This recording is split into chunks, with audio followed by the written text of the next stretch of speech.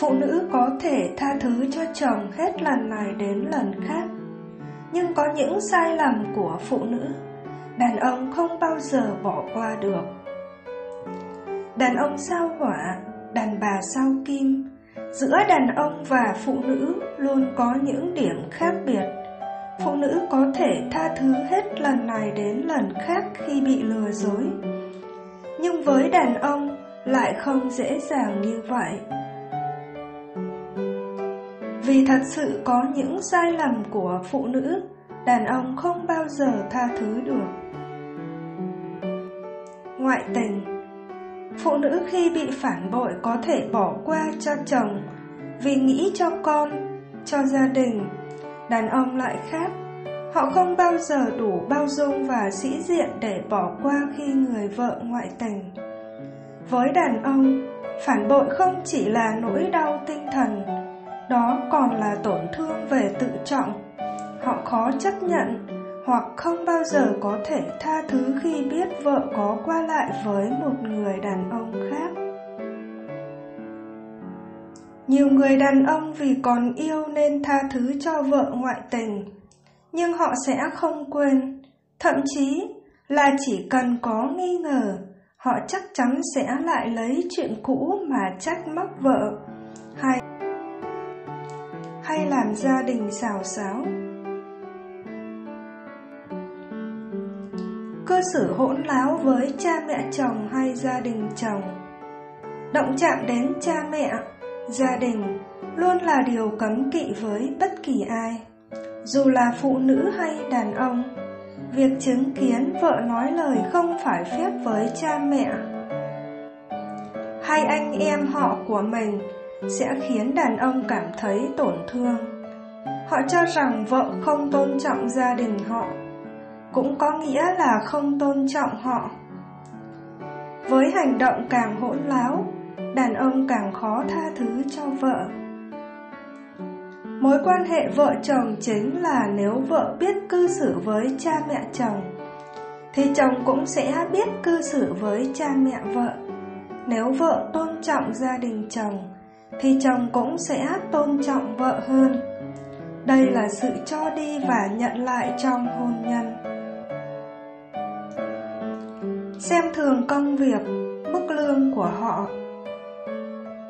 Với đàn ông, công việc, khả năng kiếm tiền là bộ mặt, là vấn đề nhạy cảm.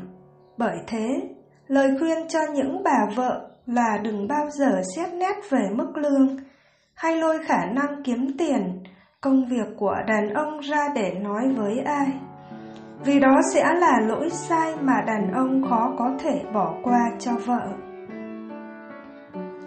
Đàn ông luôn coi trọng công việc, khả năng kiếm tiền của bản thân để thể hiện năng lực làm trụ cột trong gia đình. Và nếu phụ nữ xem thường những điều đó sẽ khiến đàn ông thấy không được tôn trọng, dễ đẩy chồng đến bên người đàn bà khác. Chửi bới, làm mất mặt chồng trước mặt người khác. Sai lầm của phụ nữ khiến đàn ông khó tha thứ nhất chính là chửi bới, làm mất mặt chồng. Đàn ông cần giữ mặt mũi trước mặt người khác, và họ muốn người phụ nữ của mình hiểu điều đó. Nếu vợ không tinh tế, dùng lời lẽ khó nghe, xúc phạm chồng, thì khó mà nhận được tha thứ. Nhiều người đàn ông có thể bỏ qua vài lời xúc phạm của vợ, nhưng nếu lâu dài thì họ sẽ dần mất niềm tin và yêu thương dành cho vợ, khiến hôn nhân rạn vỡ. Buôn chuyện, chê chồng yếu.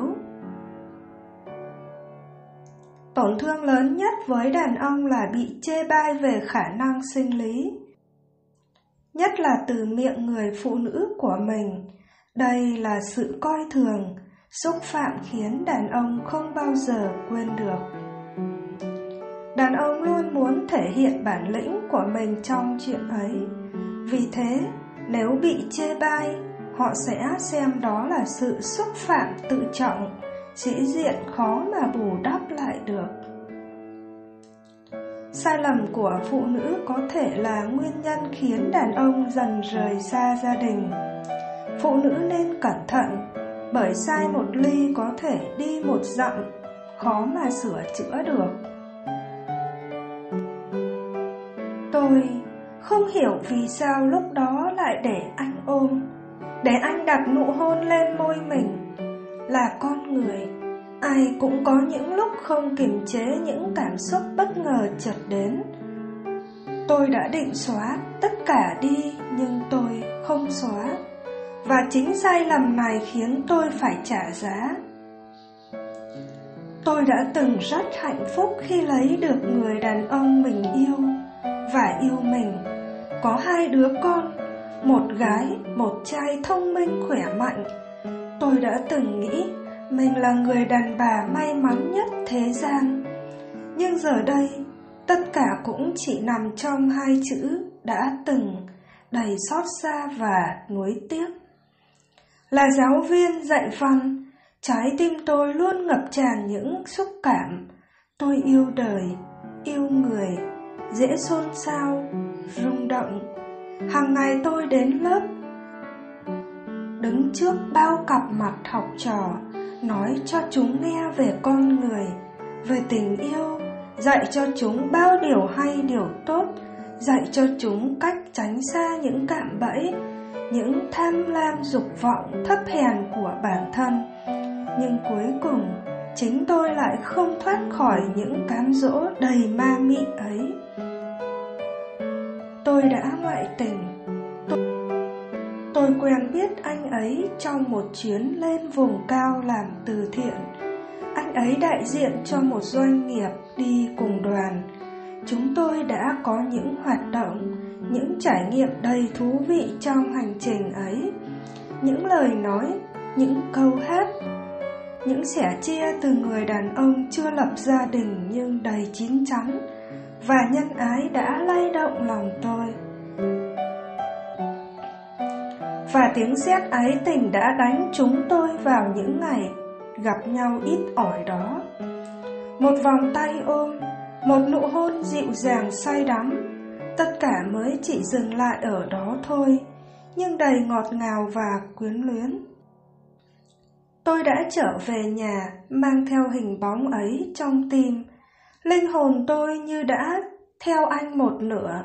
Sau khi gặp anh, những bài giảng của tôi như hay hơn, thấm thía hơn. Tôi nhớ anh nhiều đến mình cũng không ngờ nổi. Nhưng những biến động ấy chỉ ở trong tim tôi, xáo trộn ở riêng trong đó. Ở lớp, tôi vẫn là một cô giáo đáng kính. Ở nhà tôi vẫn là vợ hiền, vẫn là mẹ tốt. Tôi luôn nhủ mình hãy giấu kín tất cả những thứ đó. Tôi không liên lạc với anh, dù tôi biết số điện thoại, dù tôi biết địa chỉ trang cá nhân. Tôi chỉ thỉnh thoảng vào thăm, lặng lẽ nhìn anh rồi thoát ra ngoài. Cho đến một ngày tôi không chịu nổi sự im lặng này nữa, bèn bấm phím gửi tin nhắn vào hộp thư cá nhân của anh. Anh nhớ em, ngay cả trong giấc ngủ. Một vòng tay ôm mà như quên cả mùa đông. Một nụ hôn nhẹ nhàng mà vô cùng ấm áp. Giá như mình chưa từng gặp nhau, nhưng lỡ gặp nhau rồi, ước gì mình gặp nhau thêm lần nữa. Tin nhắn đó của anh tôi đã đọc đi đọc lại không biết bao nhiêu lần. Mỗi lần đọc là thêm một lần xao xuyến. Tôi không hiểu vì sao lúc đó lại để anh ôm, để anh đặt nụ hôn lên môi mình. Là con người, ai cũng có những lúc không kiềm chế những cảm xúc bất ngờ chợt đến. Tôi đã định xóa tất cả đi nhưng tôi không xóa. Và chính sai lầm này đã khiến tôi phải trả giá. Đó là ngày chắc chắn tôi không bao giờ quên. Khi chồng tôi đi làm về, đứng nhìn tôi thật lâu, nét mặt đỏ gay lên vì tức giận. Anh mở điện thoại anh ra. Bức ảnh chụp tin nhắn hiện rõ trên đó. Từng lời anh thốt ra nặng nhọc, em đã giết chết tình yêu trong anh rồi. Anh không biết phải nói gì với em, nên em cũng đừng nói. Chấm hết. Tôi đã khóc thật nhiều để van xin anh tha thứ. Tôi biết mình sai chứ. Tôi biết tôi có tội với chồng, với con. Tôi thấy xấu hổ khi đứng trước học trò ngợi ca về lòng chung thủy. Mọi thứ bây giờ dẫu có nói gì cũng chỉ là sự biện minh đáng khinh bỉ. Một người đàn ông quyết đoán và nghiêm khắc như chồng tôi chắc chắn không đời nào bỏ qua được chuyện này. Tôi chỉ có thể lặng im chờ đợi sự trừng phạt. Ngày qua ngày, chồng tôi chẳng nói gì thêm. Chỉ thái độ của anh cho tôi thấy sự khinh bỉ. Tôi sai nhưng sự chịu đựng của tôi cũng có giới hạn. Dù gì anh cũng nên nói cho tôi biết tôi phải làm sao. Đằng này sự im lặng của anh khiến tôi mệt mỏi. Mỗi tối tôi nói với anh, nếu anh không thể tha thứ cho em thì chúng mình ly hôn thôi. Chúng ta không thể sống thế này mãi. Anh gào lên, cô có tư cách gì mà đòi ly hôn? Tôi sẽ ly hôn nếu tôi muốn. Đừng để bất cứ ai biết được điều xấu xa này, nhất là hai đứa con. Nếu không tôi sẽ cho cô biết thế nào là nhục nhã. Chồng tôi không chịu tha thứ. Anh cũng không chịu ly hôn. Nhưng con người anh thì hoàn toàn đổi khác. Anh hay vắng nhà vào ban đêm. Anh không ngại ngần gọi điện ngọt ngào cho một cô gái nào đó. Thậm chí anh còn cố tình để tôi đọc những tin nhắn anh gửi cho những cô gái khác. Từng câu từng chữ ngọt ngào. Dù tôi có lỗi với chồng trước thì tôi vẫn là đàn bà. Tôi cũng biết ghen và biết đau chứ. Anh dù gì cũng đang là chồng tôi. Tôi biết anh muốn trả thù tôi, nhưng như thế chẳng phải là rất quá đáng. Tôi đã hơn một lần nói đến chuyện giải thoát cho nhau. Sống như thế, cả anh và tôi đều mệt mỏi. Chúng tôi không còn sống chung như một gia đình, mà là sống để dằn vặt đọa đầy nhau. Nhưng mỗi lần tôi nói đến chuyện ly hôn, anh ấy lại nổi giận. Anh ấy nói tôi không có quyền đề cập đến chuyện đó. Anh còn nói tôi nên an phận sống mà để kiểm điểm mình. Nếu không, anh sẽ làm cho tôi không còn mặt mũi nào mà đứng trước học trò. Anh sẽ làm cho hai đứa con của tôi khinh ghét mẹ chúng. Tại sao chồng tôi lại hành xử như thế? Nếu anh căm ghét tôi, anh không thể tha thứ thì ly hôn là xong. Làm tôi khổ đau chắc gì anh thoải mái. Cuối cùng là tôi giết anh hay anh giết tôi? Tôi mệt mỏi và bế tắc đến độ đã vài lần nghĩ đến cái chết. Chẳng lẽ đó là sai lầm không thể tha thứ? Chẳng lẽ chỉ có cái chết mới có thể giải thoát cho tôi?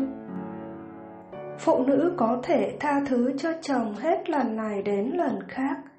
Nhưng có những sai lầm của phụ nữ, đàn ông không bao giờ bỏ qua được. Sai lầm của phụ nữ có thể là nguyên nhân khiến đàn ông dần rời xa gia đình. Phụ nữ nên cẩn thận, bởi sai một ly có thể đi một dặm, khó mà sửa chữa được.